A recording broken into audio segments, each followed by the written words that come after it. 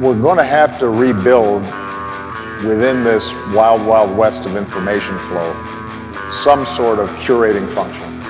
It's time for the AxisOfEasy podcast, the weekly technology digest that keeps you ahead of the curve. We've got to maybe do something with the internet. Brought to you by EasyDNS.com. Somebody will say, oh, freedom of speech, freedom of speech. These are foolish people. World grinds to a halt as Zoom crashes worldwide. Facebook is testing a virality circuit breaker. Former Uber exec is charged with concealing a data breach from 2016. And the Secret Service bought access to cell phone location data.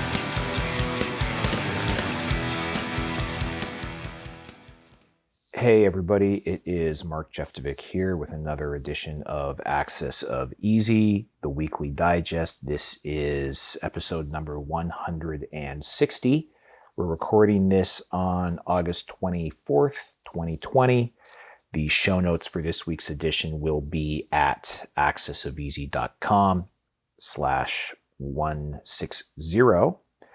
And the quotes, last week it was, we hang the petty thieves and appoint the great ones to public office. That was Aesop, as in Aesop's Fables. We had two winners. One was Kareem Saliba, who was the first to post it to the correct page, and then Jim Wilkes got there a couple minutes earlier, but he posted it on number 158's page, but we're going to give it to him anyway as well. So this week's quote is, when the search for truth is confused with political advocacy, the pursuit of knowledge is reduced to the quest for power. You know the rules, no searching it up online. First person to post the correct source of the quote to the show notes page gets their next domain or web hosting renewal on us. And once again, the show notes, AxisOfEasy.com/160. So this morning, or I guess yesterday morning, by the time you read this, Zoom experienced a major outage across the US and parts of Europe. Both free and paid users were unable to join meetings or webinars. And in this era of near exclusive remote work, that was a problem. The outage occurred on what was the first day of classes for a lot of high schools and universities across the US, and a lot of teachers were using Zoom to conduct remote classes. So at the time that I wrote this, the service had been restored, but Zoom's status page did not disclose any postmortems or RFOs. And RFO is tech speak for reason for outage. Facebook is testing a virality circuit breaker. According to the interface, Facebook is currently testing some kind of virality circuit breaker, which would slam the brakes on so-called misinformation before it spreads too widely.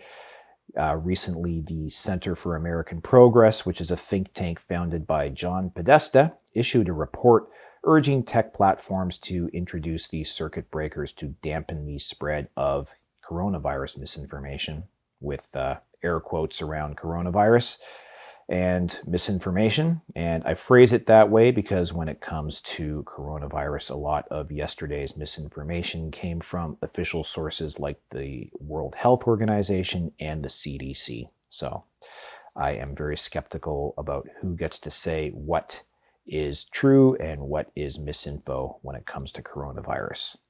Goes back to an article I wrote a few weeks ago on Out of the Cave about the digital samizdat, which is where people were now afraid to voice their political opinions in public.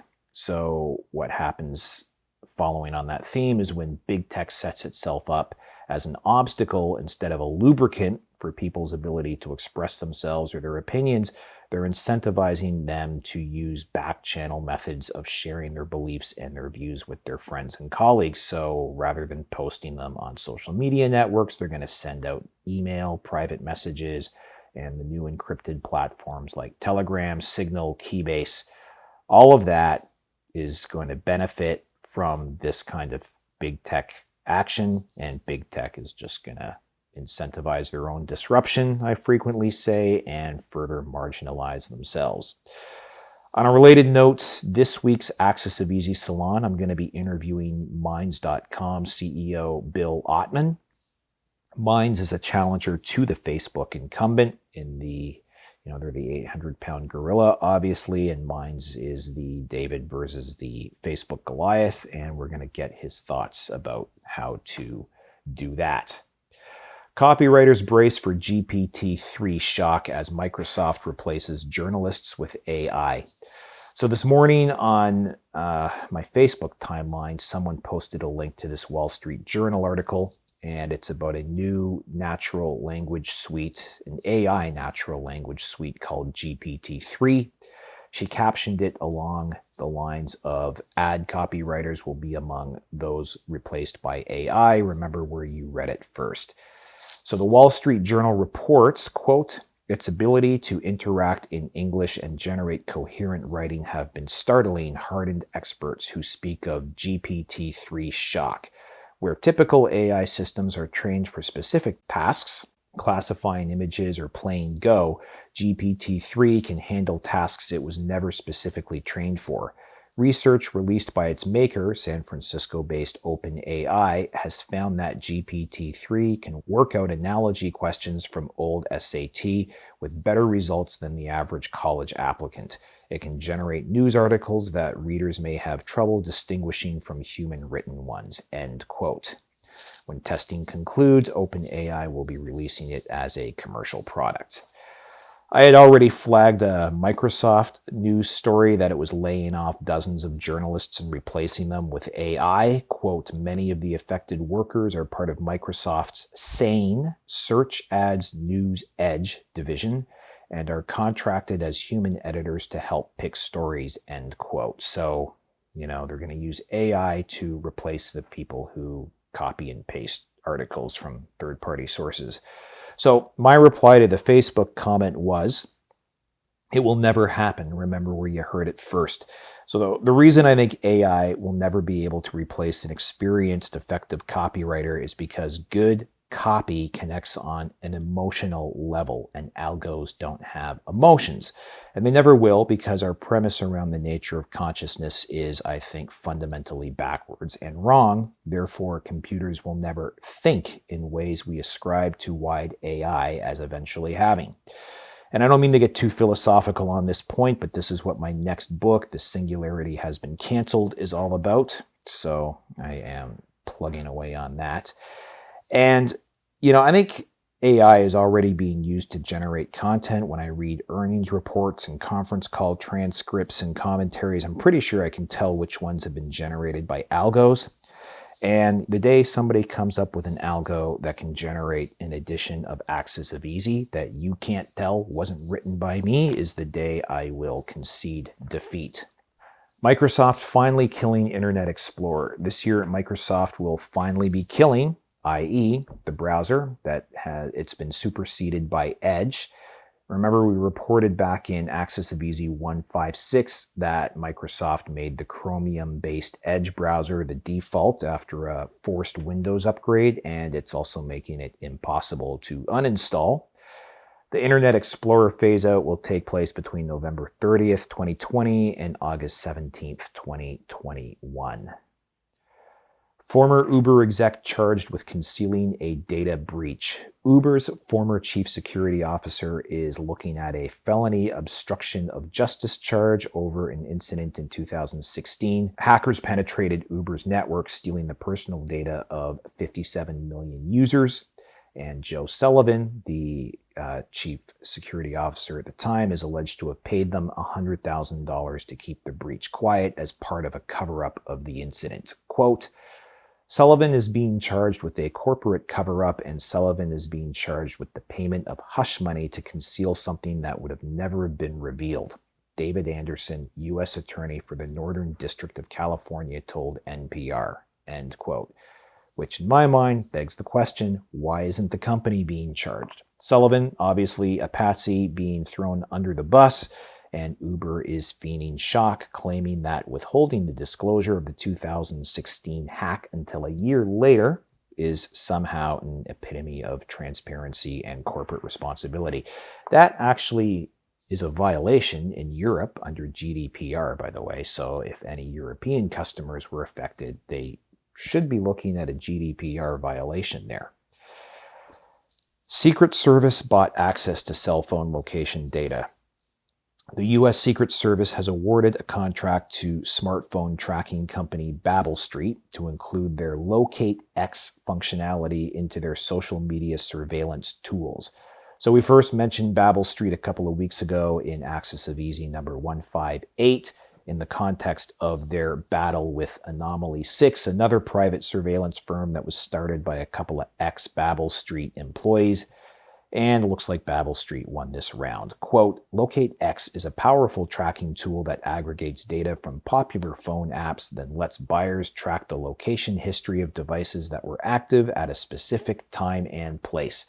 It reported that the Secret Service, U.S. Customs and Border Patrol, and Immigration Customs Enforcement have all used the product, end quote. Terms of the deal were obtained by a Freedom of Information access request made by Vice's motherboard. Chinese iOS SDK steals click revenue from other ad networks.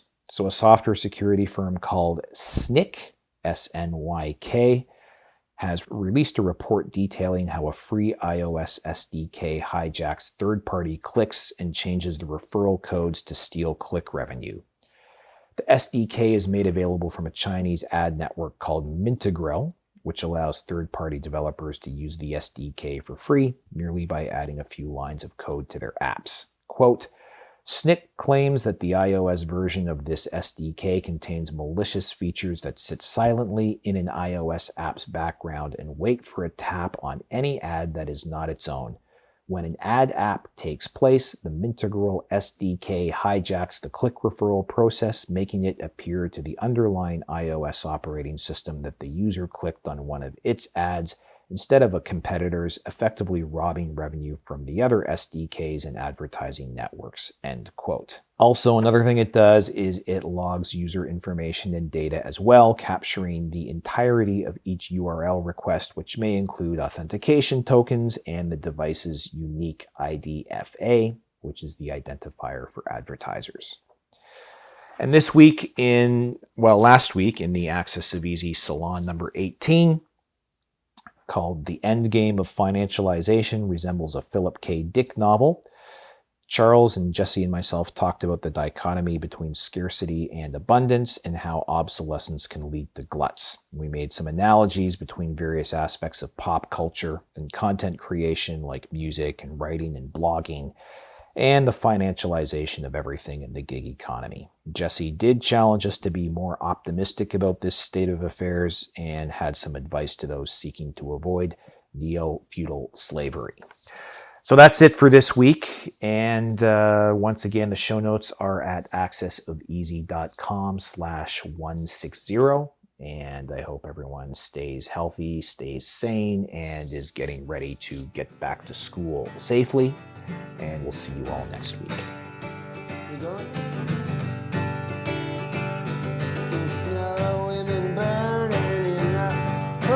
You wear 1100 crushed in the panic on the stairs. The fire X's thought that he's an entrepreneur. Gotta keep those women working, but you looking good, I swear. That's Bangladesh. Rounds rich, you're fresh. You're just a whore.